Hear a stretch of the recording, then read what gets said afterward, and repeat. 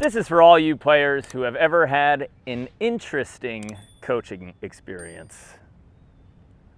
Roll the intro. All of it.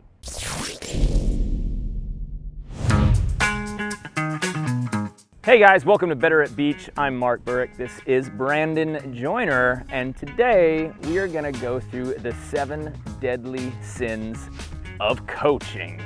So if you've ever had an interesting experience, we'll say interesting, with one of your coaches, or you're coaching and you just want to get a little bit better, take a look at this video.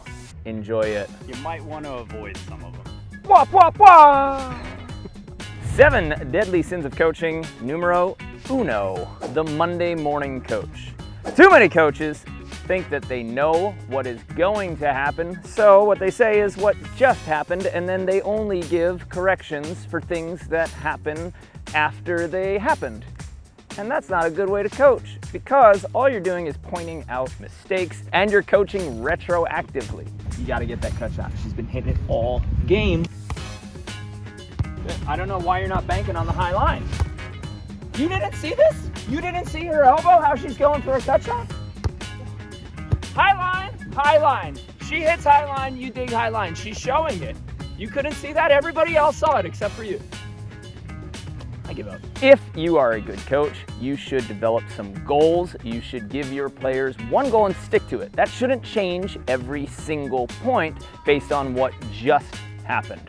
So, if you're gonna coach, you can comment on one thing after the point happens, but you can't change that feedback that you're giving every single time your team loses a point. Deadly sin number 2, the helicopter coach. I think we've all experienced those coaches that throw a million different keys, a million different ideas, so many fixes while you are playing in the point, and you don't even have a second to think about what you're trying to accomplish. Make sure you pull that arm back, pull that arm back. Oh, get that arm down, get that arm down. You gotta pass first. Yep, good. Right foot, left foot. Right foot, left foot. Good, go, good. That's okay, we'll work on it. If you are a coach, remember, you need to allow your players to work on one thing at a time. So make sure when you're giving feedback, you are quieting your inner voice in your own head to fix everything at once, and just concentrate on making that one fix that you challenge them to do by setting up for your specific drill.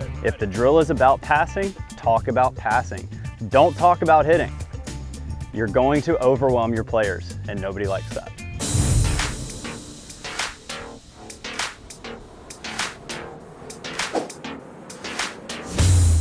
I know we've all been there when we just made a mistake and we look off to the sides and we just see a bunch of not so nice facial expressions, and we don't get anything from our coach. So as a player, you want to stay in that moment. You can't always be looking off to the sideline. You can't be looking at your parents. You can't be looking at your coaches. Stay in that moment, know what you're there for, choose your own goals, and you know if you did it or not. As a coach, you got to give your players something.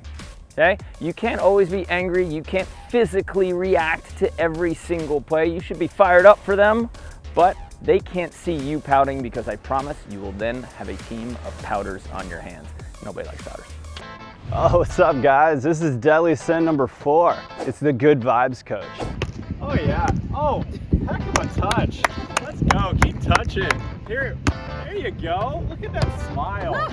All joking aside, it is awesome to be positive and a cheerleader for your team, but don't let that distract you from actually giving feedback to your coach.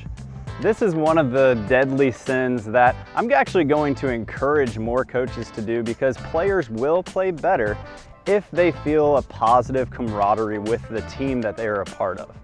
Okay, so stay positive, but also give actual feedback, and don't just say, oh, good touch, oh, good try, oh, good hustle.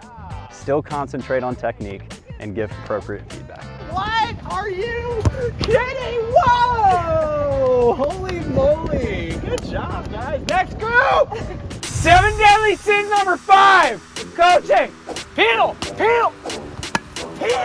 Open the eyes. One more try, and then you go home. Stay calm.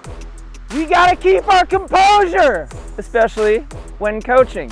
If you start freaking out, your players are gonna start freaking out. Remember, they're going to follow that. So you can't be screaming and yelling and throwing stuff all over the bench. Doesn't make sense. Nobody wants to be friends with that guy. Nobody wants to be that guy. Nobody wants to play for that guy. So if you're a coach, calm yourself down. Find a good way to analyze, see what's going on, assess the room to see if you need to be angry at that moment or if it's going to be better for you if you stay calm for your players. Maybe you flip it and you be positive and you can be happy, like Brandon. But not me. Stop, stop, stop, stop, stop. Go home. Go home. Go, go, go home! Deadly sin number 6.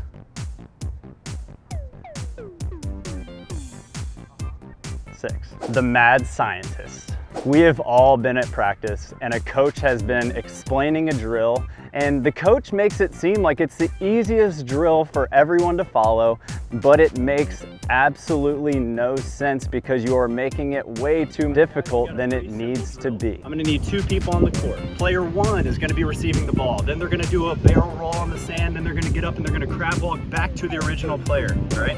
While that's happening, I need player 2 to come over and give player 1 a high five, and they need to grab an ankle while they're going side to side. Anybody have any questions? Sweet, let's get out there and do it. Let's go, come on.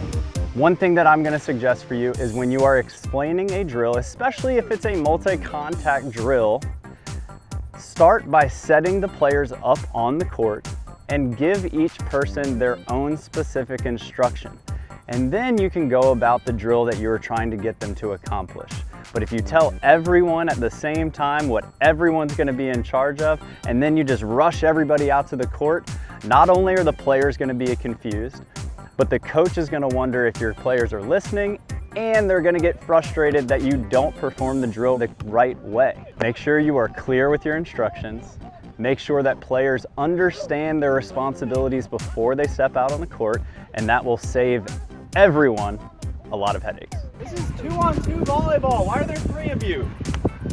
Very specific instructions. This drill is not that hard. 7 deadly sin number 7, the back in my day coach. You see, years ago when there were real coaches and real players, we knew how to coach. And I'll tell you a story about that. Back in 1985, a young man by the name of Mark Edwin was born in the city of Queens, New York. And I tell you, so listen, in 1989, I was playing for a 57th in a qualifier in Rhode Island. It wasn't against Karch, it was against Karch's cousin.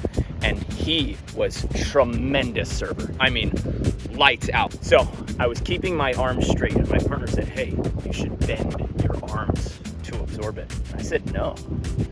I said, I have to keep them straight because if I don't keep them straight, I'm not gonna make this pass. We're not gonna get to a 41st. And you know what happened? I bent my elbows. I lost that point. Are you still rolling? Coaches like that suck. They're boring. They ruin practice rhythm and all the players get cold and bored while you're listening to the story. That has no relevance to what you're doing right now. Hurry up with the story time. Get your players some reps. Remember, it's about reps and feedback, not about you. Guys, thank you so much for watching the 7 deadly sins of coaching. To all our coaches out there, we love you. We know that you guys are doing your best, and we know that you're giving your time, your energy for probably money, and you're making the world a better place. We just want to try to help you, and we know that we have a lot of experience that we like to share, and if you're a coach, we would love to hear about your experience and any advice and tips that you got. We do have a special coaches only email list, and we're going to include that link below, and every now and then we send out a nice little newsletter giving some of our favorite advice and tips for all the coaches out there. If you're a player, remember, you're going to experience tough coaches. Your entire life, you're going to have tough coaches, tough bosses. It's all in how you handle it, okay? Remember that there will be players on the sides, coaches screaming, fans screaming, players who you don't like, but you gotta stick through that and you gotta find out who you are in the face of adversity. We'll see you next time. Nice. Yeah. Yeah.